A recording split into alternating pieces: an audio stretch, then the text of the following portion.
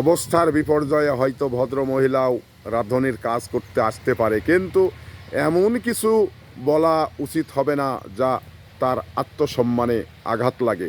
কারণ এই মানুষের দুনিয়ার যে সম্পদগুলো, জমি জাতি বা অন্যান্য যে স্থাবর অস্থাবর সম্পত্তি, এটা কখনো কোনো মানুষের চিরস্থায়ী নয়।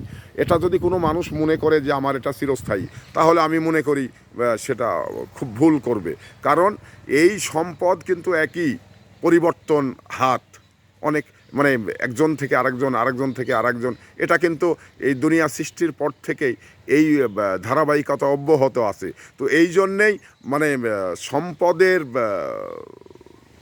গরমে মানুষকে যারা মানে অস্বীকার করে, মানুষকে সত্যটাকে যারা অস্বীকার করে, তারা তো আসলে আমি মনে করি মানুষ নয়, তারা একটি অকৃতজ্ঞ।